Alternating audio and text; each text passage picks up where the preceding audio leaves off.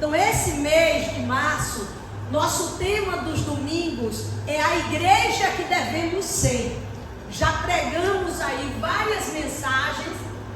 Nós devemos ser a igreja que vive a palavra, a igreja que serve com amor, a igreja que tem ousadia e fé, a igreja que jejua e ora. E hoje, a mensagem de hoje é uma igreja que persevera.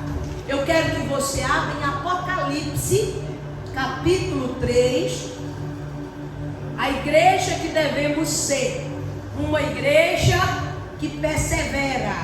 Apocalipse, capítulo 3, versículo de número 7 em diante, em nome de Jesus.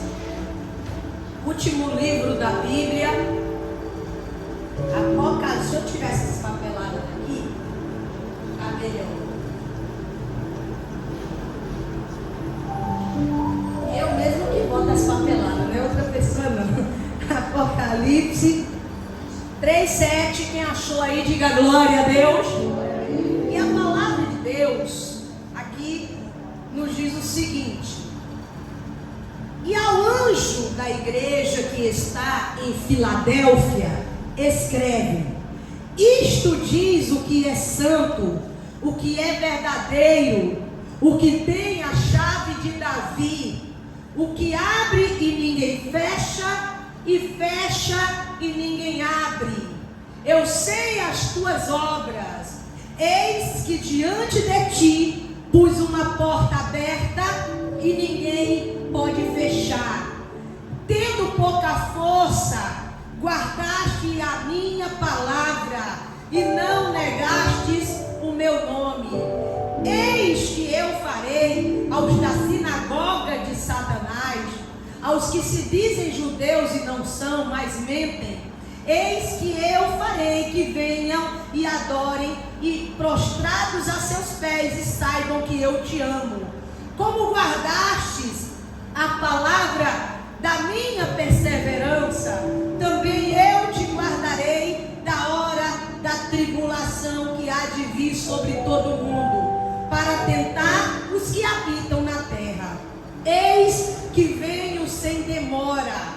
Guarda o que tens, para que ninguém tome a tua coroa. Ao que vencer, eu o farei coluna no templo do meu Deus, e dele nunca sairá. E escreverei sobre ele o meu nome, Deus, e o nome do meu Deus, e o nome da cidade do meu Deus, a nova Jerusalém, que desce do céu do meu Deus, e também o meu novo nome. Quem tem ouvidos, ouça o que o Espírito diz às igrejas. Só até aí, em nome de Jesus. Estenda as mãos aqui, irmãos, na minha direção. Agora eu peço que vocês orem aí, ore mesmo, peça a Deus: Deus, use a tua serva hoje, use para operar na minha vida, para que a palavra fale comigo. Estenda as mãos, vamos orar. Aleluia. Deus querido, Deus amado, poderoso, em nome de Jesus, aqui estamos diante do Senhor. Eu te peço que essa palavra ela fale ao nosso coração, que eu seja aqui apenas um instrumento para passar a palavra da verdade, que essa palavra ela venha ser como semente caída em uma terra boa, para germinar e produzir muito fruto, que o Senhor traga mudança, transformação, que o Senhor abra a visão e dê uma direção aos teus servos por meio da tua palavra, em nome de Jesus, amém. Graças a Deus. Pode celebrar o Senhor.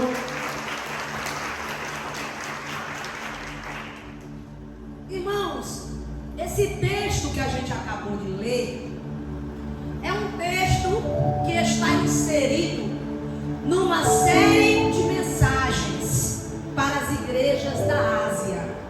Na verdade, João, o apóstolo do Senhor, se você for pegar no capítulo 1, você vai ver, e eu preciso falar isso a nível de introdução mesmo.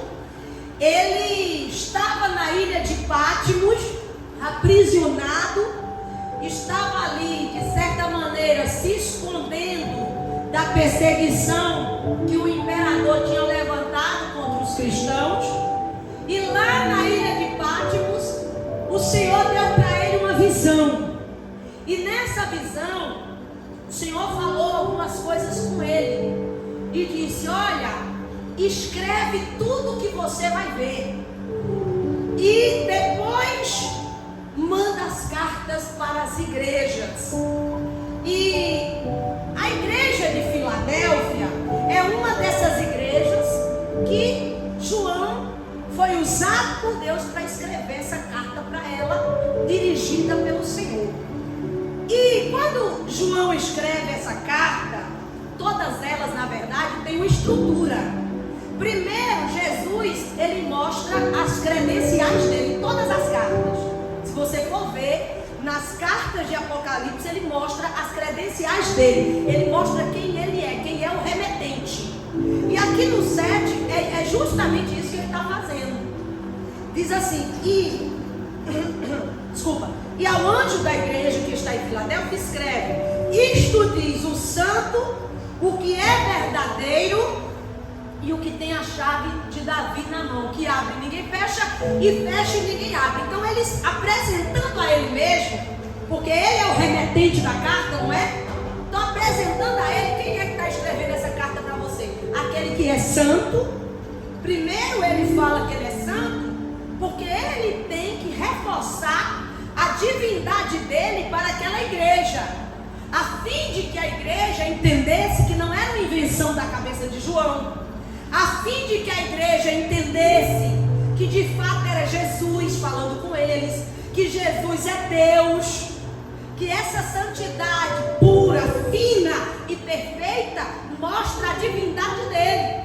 Quem está falando com vocês não é qualquer um, não é qualquer pessoa, é aquele que é santo, é aquele que é verdadeiro. A segunda característica que ele dá para ele mesmo nessa igreja, ele diz que é verdadeiro, porque havia muitos farsários, muitos falsos mestres, muitas falsas visões e falsas doutrinas.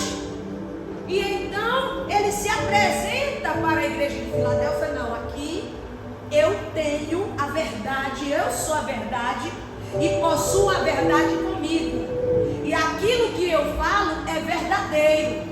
Vocês podem dar crédito ao que eu estou falando.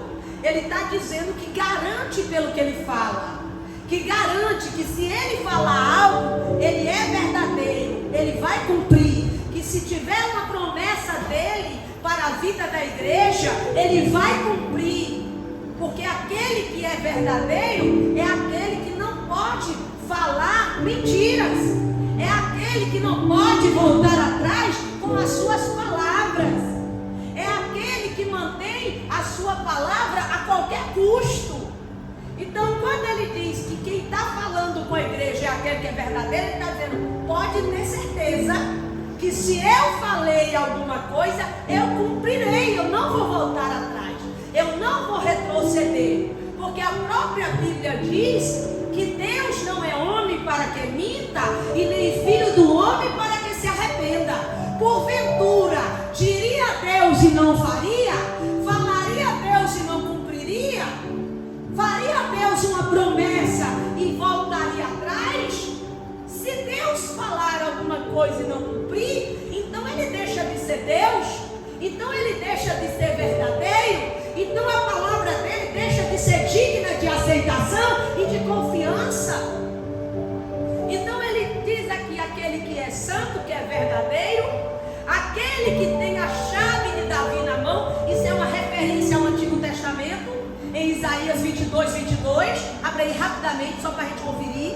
Isaías capítulo 22, versículo 22. Veja o que diz aqui esse texto. Isaías 22, 22 nos diz assim, uma profecia sobre Jesus: e porei a chave da casa de Davi sobre o seu ombro, e abrirá e ninguém fechará, e fechará e ninguém abrirá. Então, quando ele está dizendo que é aquele que tem a chave de Davi na mão, que abre e ninguém fecha, e fecha e ninguém abre, a primeira coisa que ele está dizendo aqui: eu sou aquele que está cumprindo a profecia de Isaías. Eu sou aquele que foi entregue na minha mão a chave de Davi, que abre e ninguém fecha, que fecha e ninguém abre. Ele está dizendo que ele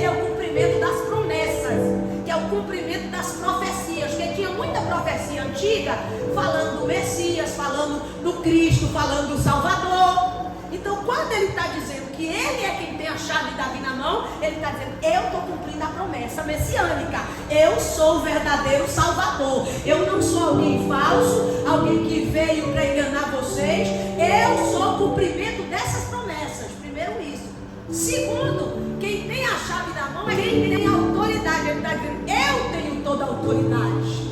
Eu tenho todo o poder sobre a vida dos meus servos. Eu tenho o poder de dar salvação a eles. Na verdade, é o único que tem poder de nos salvar. É o único que tem o poder de abrir a porta da salvação para nós. É o único que é Jesus. Porque a própria palavra de Deus diz que Ele é o único mediador entre Deus e o homem. É Jesus Cristo de Nazaré. Então Ele tem essa autoridade, a chave na mão, o poder de nos trazer de volta para Deus, de nos colocar em contato com Deus, de nos fazer viver novamente uma aliança em Deus. Mas também para aqueles que não querem viver uma vida santa com Ele, para aqueles que não aceitam a sua verdade, Ele tem poder de fechar uma porta. Tem até uma doutrina falsa e herética, que é o universalismo. Eles vivem baseado numa hipergraça. Ou seja, se Jesus veio para nos salvar, então, meu irmão, a gente pode pecar, pode fazer o que for, a graça de Deus está sobre nós e Ele salva todo mundo e acabou. Não é assim. Porque esse texto está mostrando claramente que Ele tem a chave na mão e Ele pode abrir a porta e também pode fechar. E vai ter pessoas que vão ficar estupefatas, que vão ficar totalmente sem saber o que está acontecendo, mas que a porta naquele grande dia vai ser fechada para ela. Porque ela aqui, hoje, nesse momento que a palavra está sendo pregada para ela, que ela está aprendendo de Deus, ela não está levando a sério. Ela ouve a palavra e joga para trás dela, e joga para as costas dela. Então, preste atenção. Nós estamos diante de um Deus que tem autoridade de abrir a porta, mas Ele também tem autoridade de fechar a porta. Se eu quero que as portas da salvação estejam abertas para mim, as portas da vida eterna estejam escancaradas para mim, eu nunca posso deixar Jesus. Eu nunca posso virar as costas para Jesus, largar Ele, largar a palavra dele. Vocês entenderam até aí? Então aqui ele só está se apresentando, porque aquela igreja recebeu uma carta, não sabe quem é. Ele diz: quem está falando com vocês é esse.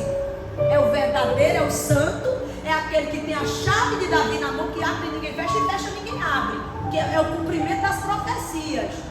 Aí vamos seguindo aqui hoje, um pouco mais, uma mensagem um pouco mais explicativa, né? A gente traz mais temática, mas hoje um pouco mais explicativa.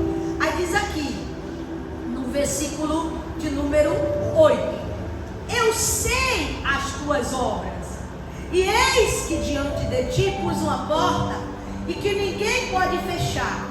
Tens pouca força, e guardastes a minha palavra, e não negastes o meu nome. Olha a primeira coisa aqui que a gente precisa prestar atenção. Ele está dizendo que colocou uma porta aberta diante da igreja de Filadélfia, que ninguém vai fechar, mas que aquela igreja, a postura dela, que ela tinha pouca força. Ela não era uma igreja tão forte assim, mas a força que ele estava se referindo era uma força econômica. A igreja de Filadélfia não era uma igreja rica, era uma igreja pobre, era uma igreja pequena. E ainda sendo uma igreja pequena e pobre, fraca aos olhos de muitos, e essa linguagem nos tempos atuais a gente entende bem. Porque o nosso tempo em que nós estamos vivendo aqui é um tempo das megas igrejas, é um tempo dos mega templos, das mega estruturas. E a gente fica com a sensação de que se tem um mega templo, ali Deus está provando. Que se tem uma mega estrutura, um mega templo, ali Deus está provando. Mas não é bem por aí. Porque essa igreja era uma igreja que tinha pouca força, uma igreja pequena, uma igreja economicamente falando que não era tão relevante. Mas o Senhor está dizendo: apesar disso, vocês não me deixaram. Apesar disso, vocês não abriram mão de estar comigo. Apesar disso, vocês não negaram meu nome. Porque se fosse forte economicamente, os poderosos não iam mexer com eles. É forte economicamente, você pode seguir a fé que você quiser. Se você tem um poder econômico para influenciar a nossa cidade, quem sou eu para mexer com você? Era essa a visão deles. Mas se você é fraco, é pequeno economicamente, aí nós não aprovamos o que você faz. Aí nós não aprovamos a sua religião, a sua fé. E eles lutando, remando contra a maré, lutando contra tudo e todos, vamos dizer assim, mas eles não negaram o nome do Senhor. Isso aqui é para a gente hoje. Claro que com pouca força nós podemos ser mais amplos. Pode significar ter pouca força espiritual mesmo. Não tem problema em entender dessa forma. Você pode estar dessa maneira, ter pouca força espiritual. Meu Deus, eu me sinto fraco. Eu não sou uma pessoa, aquele crente tão forte, tão fervoroso, tão cheio de Deus. Eu não me sinto assim. Eu admiro os obreiros da igreja, eu admiro a pastora, os irmãos ali que estão, mas eu não sou assim, meu Deus. E agora o que será de mim? Deus está dizendo: mas você, apesar da sua pouca força, você não nega meu nome. Apesar da sua pouca força, você se mantém aí na minha presença. Então, irmãos, que adianta ter tanta força e seguir o caminho que quer? Eles tinham pouca força, mas não negaram o nome do Senhor. Seguiram a verdade. Aí, no versículo 9 diz: eis que eu farei os da sinagoga de Satanás, aqueles que se dizem judeus e não são, mas mentem. Eis que eu os farei que venham e adorem prostrado aos teus pés, e saibam que eu te amo. Isso não se trata de uma adoração aos crentes. Isso se trata de que os que não eram crentes, os que eram falsos crentes, iriam um dia se prostrar, mas não se prostrar para adorar o crente, para adorar Jesus e reconhecer diante do crente: você verdadeiramente serve a Deus. Você verdadeiramente é um crente fiel. Isso aí eu fico pensando que hoje tem tanta gente que fala mal dos crentes, tanta gente que fala mal da nossa fé. Um dia eles vão reconhecer. Deus irá abrir os olhos deles para que eles vejam que a nossa fé é genuína, que a nossa comunhão com Deus é verdadeira. Não precisa nem você ficar agoniado, não, porque ele não me considera um crente verdadeiro. Porque tem pessoas que querem mostrar uma espiritualidade para os outros para ser aprovado pelos homens. Quer mostrar espiritualidade, quer forçar. Aí, para mostrar a espiritualidade, a pessoa começa a mudar por fora. Isso é um erro. Isso é um erro, começar a mudar por fora. Porque quando você começa a mudar por fora, a verdadeira essência que está lá dentro não está sendo transformada. Tem gente que vai mudando por fora, vai mudando suas vestes, vai mudando sua aparência, para poder ser aprovado, mas por dentro não está mudando nada. E o que é que eu estou querendo dizer? Que você não deve mudar por fora? Não estou dizendo isso. Eu estou querendo dizer que você deve primeiro mudar por dentro.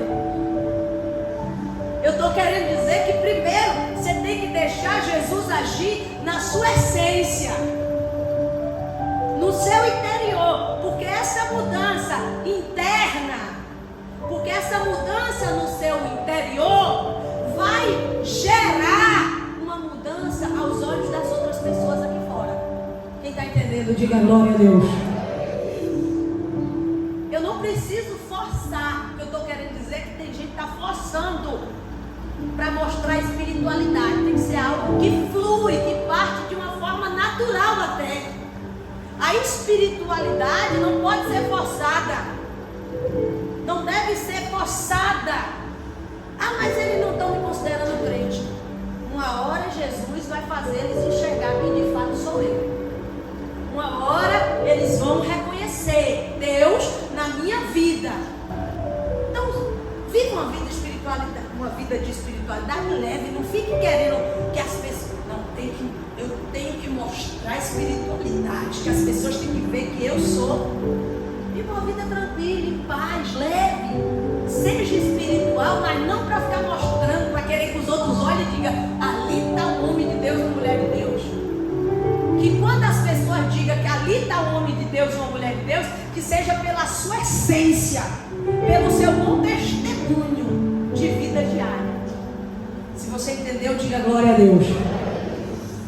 Então, aqui ele está dizendo: e vão reconhecer que eu amo vocês. Ou seja, vão ver a mim na vida de vocês. Vão ver o meu testemunho em vocês. Aí no versículo 10: como guardastes a palavra da minha perseverança, também eu te guardarei na hora da tribulação. Era aí que eu queria chegar. Porque afinal de contas, o tema de hoje é uma igreja que persevera. Não é verdade? Como guardaste a minha perseverança, a palavra da minha perseverança, ou seja, como vocês foram perseverantes em mim, perseverantes na minha palavra. E eu selecionei nos meus estudos algumas coisas aqui para falar sobre perseverança em viver em Cristo. Nós temos, assim como aquela igreja viveu a palavra da perseverança, assim como aquela igreja perseverou no Senhor, nós temos que perseverar em viver em Cristo. Como assim, pastora? Perseverar em viver em Cristo é mais do que você ter uma experiência inicial de conversão. É mais do que você dizer: ah, eu aceitei Jesus. É mais que isso. Perseverar em viver em Cristo é uma vida transformada. É uma relação contínua e ativa com Deus. É andar conforme o Espírito. É isso que Deus quer de você. Quer uma vida transformada, quer uma relação contínua e ativa com Ele. Quer que você ande em Espírito. E para que isso aconteça, para que eu tenha uma vida transformada, para que eu tenha uma relação ativa, uma relação contínua com Deus, para que eu viva em Espírito, eu primeiro tenho que ter resistência. Resistência. Como assim, pastora? Hebreus 12:4. Nós temos que resistir ao pecado. Hebreus 12:4 diz: vocês ainda não resistiram até o sangue. Resistam até o sangue. Resistam. Vocês querem viver? É o que diz a palavra para nós. Vocês querem perseverar e viver em Cristo? Resistam. Resistam o pecado. Até o sangue. Ou seja, até o mais profundo ser. Resista. Diga não a ele. O pecado chama. O pecado todo dia vem tentações no trabalho, não é? Vem tentações na faculdade, na escola. Vem tentações na academia. Tem um crente lá na academia. Na verdade, vários crentes, né? A academia que eu frequento, tem muitos crentes lá.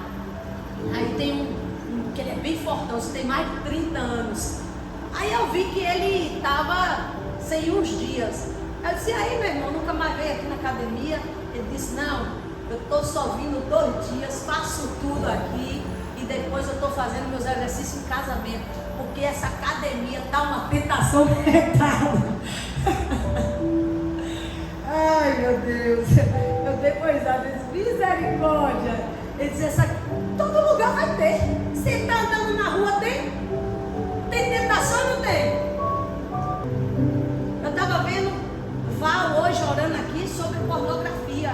É um dos males que tem atuado muito no meio da igreja.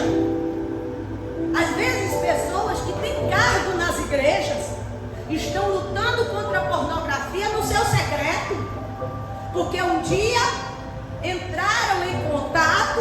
E você, cuidado, viu, gente? Cuidado, que eu já percebi uma tendência desses aplicativos de streaming. Eu percebi uma tendência deles. Porque quando é homem, quando você coloca lá, né, que nos aplicativos você tem que colocar o nome da pessoa, o sexo e tal.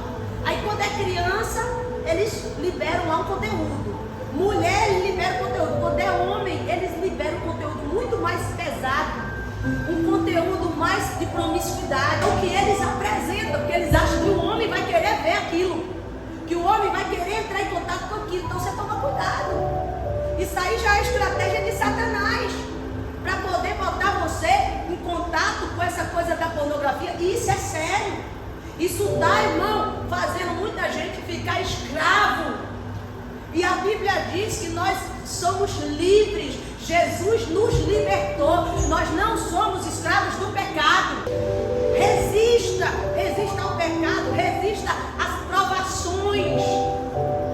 Porque não é só pecado, tem provação também. Tem dificuldade na vida dos crentes. Tem a influência das coisas desse mundo. Mas a Bíblia diz em Efésios 6,13 que nós temos que ficar firmes e resistir a essas provações. Você entende? Então resista. Então, para que eu possa, irmãos, para que eu possa perseverar, ser uma igreja que persevera em viver em Cristo, eu preciso resistir ao pecado, resistir às provações, resistir à influência desse mundo e ser fiel continuamente a Deus. Eu preciso ter uma fidelidade contínua. Como assim, pastora? Você tem que ser fiel. Ser fiel, irmão, também é você guardar a palavra de Deus. Ser fiel, como diz aqui, ó. Olha o que ele diz, ó, no 10. Como guardastes a palavra da minha perseverança, também eu te guardarei na hora da tribulação. Ser fiel é guardar a palavra de Deus. Ser fiel é viver como Jesus está ensinando. Então, a igreja precisa ser perseverante na fé, na fidelidade, na comunhão com Deus. Seja perseverante na fidelidade a Ele. Sabe? Você está olhando para a palavra e vivendo o que ela ensina, procurando ao máximo que você pode viver conforme os ensinos de Cristo. Faça isso. Seja fiel a Deus e aos seus princípios. Não vire a casaca quando você estiver em outro lugar. Tem menina crente que quando chega em outro ambiente pega e levanta a saia, dobra a saia para ficar curtinha. Está sendo fiel aos seus princípios?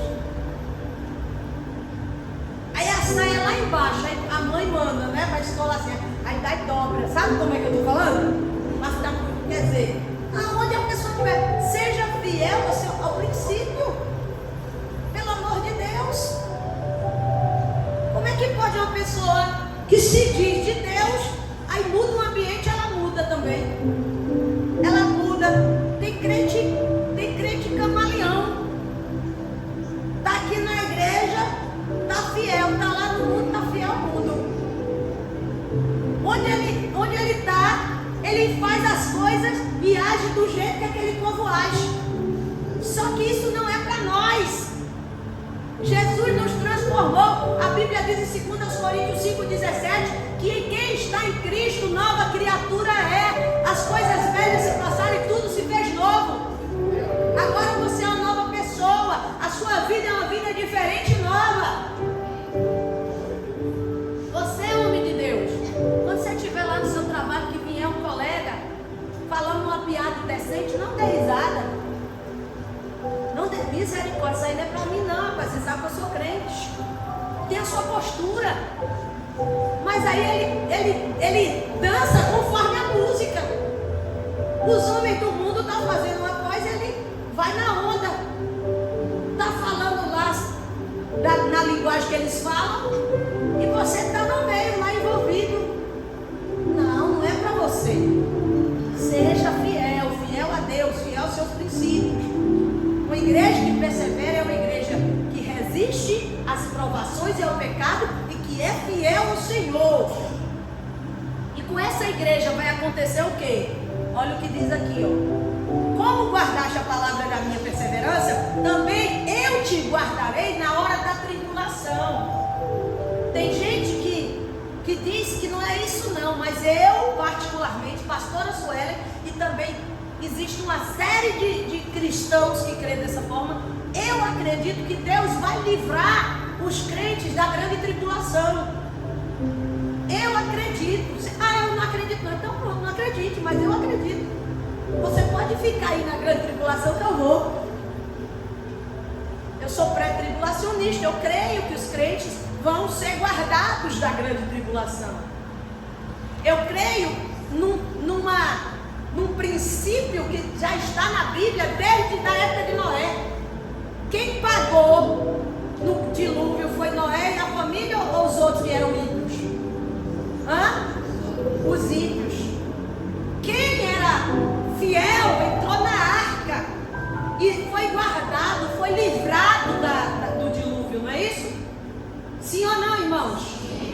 Se quem foi fiel foi guardado e livrado do dilúvio, isso mostra aí, começa a mostrar um modus operandi de Deus, uma maneira que Deus age. Deus guardou Noé do dilúvio, mas a família. Deus guardou os filhos primogênitos dos israelitas de morrerem com aquela praga. Eles mesmo ali, Deus os preservou. Em todos os tempos na história da Bíblia, nós vemos Deus guardando um povo, Deus preservando um povo de algo, de alguma coisa. Por isso que eu creio que nós que servimos a Deus, somos o povo que Deus guardará, que Deus preservará, livrará da tribulação. Não dessas tribulaçõezinhas do dia a dia, que essas a gente já passa, mas da grande tribulação Ele nos guardará. Como Ele prometeu à igreja de Filadélfia, que era uma igreja fiel, que não deixou de seguir a Ele, não negou o nome dEle. Isso também é para mim e para você, que permanecermos firmes e não negarmos o nome dEle. Jesus irá voltar, a igreja pode se preparar, Jesus virá para buscar a sua noiva. Aqui ele disse, eu guardarei na hora da tribulação que há de vir sobre todo mundo. Que tribulação é essa que vai vir ao mesmo tempo sobre todo mundo? Que tribulação é essa? É a grande tribulação, né? Para tentar os que habitam na terra. E ele ainda garantiu, eis que venho sem demora. Para quem tinha dúvida que ele virá, ele já está garantindo, eu venho. Você pode achar que está demorando, mas eu venho sem demora. Porque o nosso tempo, que é o Cronos, é um tempo contado nesse relógio da gente. Mas o tempo de Deus é diferente da gente.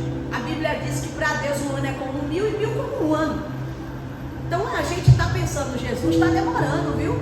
Jesus tem 2000 anos aí, mais de 2000 anos que disse que ia voltar, não voltou. E Deus está lá dizendo, tem 2 dias e pouco. Tem 2 dias e pouco. Daqui a algumas horas eu volto.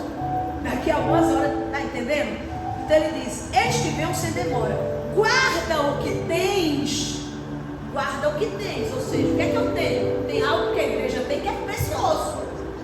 A fé da igreja é preciosa. A comunhão que a igreja tem com Deus é preciosa. A fidelidade é preciosa. Se a gente perder isso, a gente está perdendo nossa vida com Deus. Está perdendo nossa coroa. Guarda o que você tem. Não perde não.